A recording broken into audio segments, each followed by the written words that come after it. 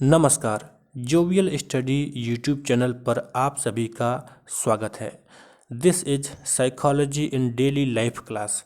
यहाँ पर मैं आपके साथ मनोविज्ञान के ऐसे कॉन्सेप्ट को शेयर करता हूँ जिनका यूज करके आप अपनी डेली लाइफ को बहुत ही आसान बना सकते हैं। तो आज मैं आपसे बात करने वाला हूँ कि क्यों हमारा ब्रेन कभी कभी हमारी मेमोरीज को इनकरेक्ट तरीके से रिकॉल करता है।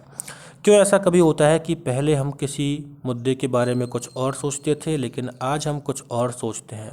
या आपने कभी देखा होगा कि आपके फ्रेंड सर्कल में या फिर ऐसे लोग जो आपके कांटेक्ट में रहते हैं वो पहले कभी कुछ और कहते थे लेकिन आज कुछ और कहते हैं।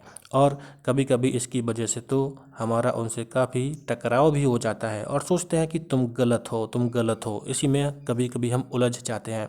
तो आइए इसे समझिए और अपने दैनिक जीवन को आसान बनाइएगा। सबसे पहले आपको याद रखना है कि एक लंबे दौर के गुजर जाने के बाद जो हमारी स्मृति होती है, जो मेमोरी होती है, वो डिस्टॉर्टेड हो जाती है, मतलब कि उसका रूप बदल जाता है। ऐसा हो सकता है। So this is psychological fact कि लंबे समय के बाद हमारी जो स्मृति है उसका रूप परिवर्तन हो सकता है।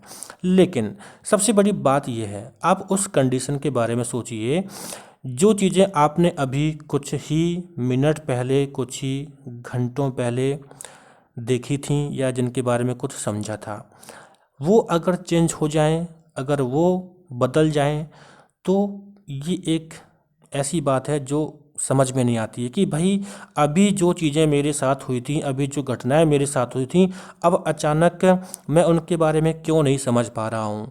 आपने कई बार देखा होगा कि आप कोई व्यवहार करते हैं और कुछ ही समय के बाद आप उस व्यवहार के बारे में विपरीत हो जाते हैं, आप सहमत नहीं होते हैं, आप कहते हैं नहीं मैंने तो ऐसा कहा ही नहीं था।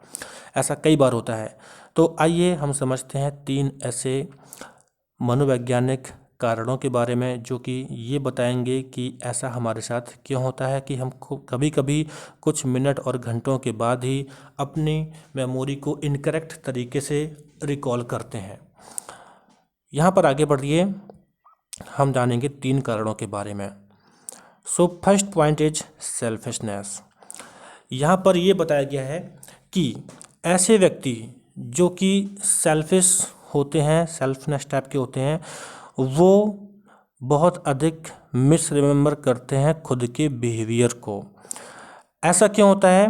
क्योंकि आप एक खासियत समझिए, जो सेल्फिश टाइप के जो लोग होते हैं उनके व्यवहार हर हमेशा उस तरीके से होते हैं ताकि दूसरा उनको ज़्यादा बेटर समझें।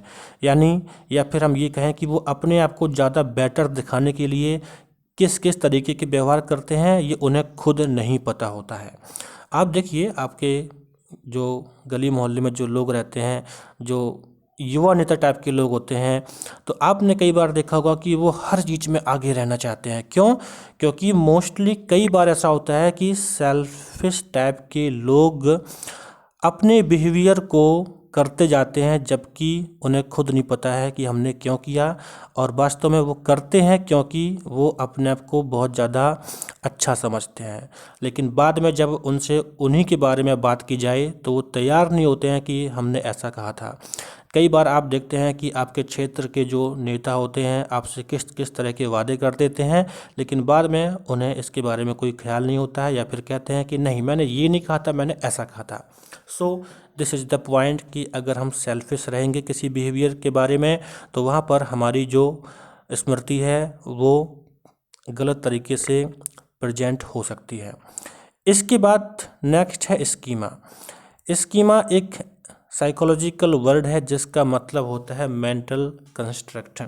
मतलब कि हम चीज़ों को किस फॉर्म में, किस तरीके से समझते हैं, वो होते हैं स्कीमा। जैसे कि मान लीजिए कि आप किसी पर्टिकुलर कल्चर के बारे में किस तरह का थॉट रखते हैं, ये आपका स्कीमा हो सकता है। स्कीमा क्या होते हैं? स्कीमास जो होते हैं वो हमारी जो इन्फॉर्मेशन होती है उसको मिस रिमेंबर करा देते हैं। क्यों? क्योंकि मान लीजिए कि पहले हमारे ब्रेन में किसी भी ऑब्जेक्ट, किसी भी कल्चर, किसी भी चीज़ के बारे में पहले डिफरेंट स्कीमा था, हम उसके बारे में कुछ और सोचते थे।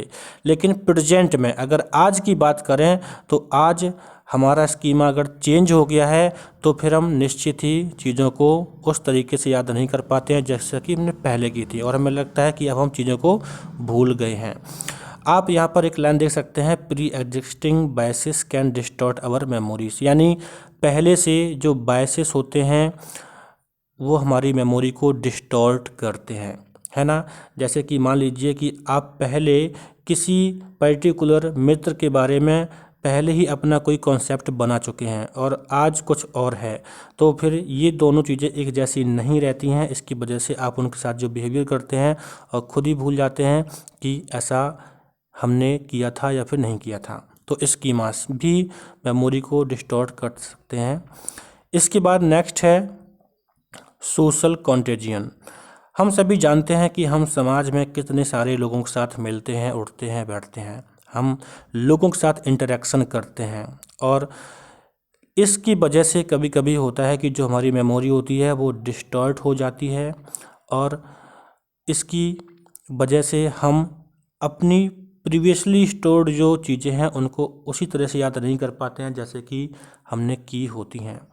अब यहाँ पर एक बात ध्यान रखना है कि what you remember about the past is shaped by your interactions with others, यानी आपके पास्ट में जो चीज़ें हुई थी उसके बारे में कितना आपको याद रहता है, ये आपके सोसाइटी में जो लोगों से इंटरेक्शन होते हैं उस पर निर्भर करता है। आपने कई बार देखा होगा कि जैसे कोई लड़का या कोई लड़की जब उनका ब्रेकअप होता है तो इनिशियल टाइम पे वो बहुत ही सैड रहते हैं, उन्हें हर चीज़ पास्ट में नज़र आती है, पास्ट में ही जीना शुरू कर देते हैं।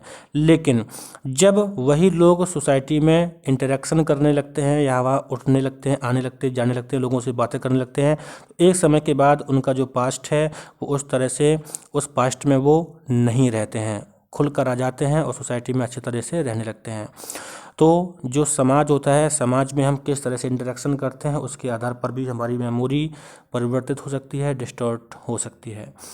तो इस तरह से अगर आपके साथ ऐसा होता है कि आप चीज़ों को भूल जाते हैं तो आपको ये बात ध्यान रखना है कि हम ऐसा क्यों करते हैं, या फिर मतलब कि हमारे साथ ऐसा क्यों होता है।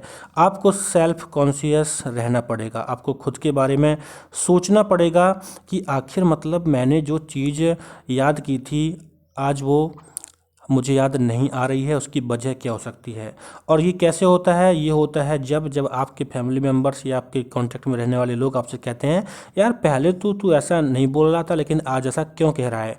तो उस टाइम पे अगर कोई ऐसा बोलता है तो उससे सीधा चिल्लाने की बजाय, सीधा तुरंत रिस्पॉन्स करने की बजाय एक बार खुद पर ब्रेक दीजिए और सोचिए कि यार क्या ऐसा हो सकता है कि मेरी मेमोरी है वो गलत तरीके से आज हम याद कर रहे हैं, या फिर जो मेमोरी है वो डिस्टॉर्ट हो रही है। खुद से सोचिए।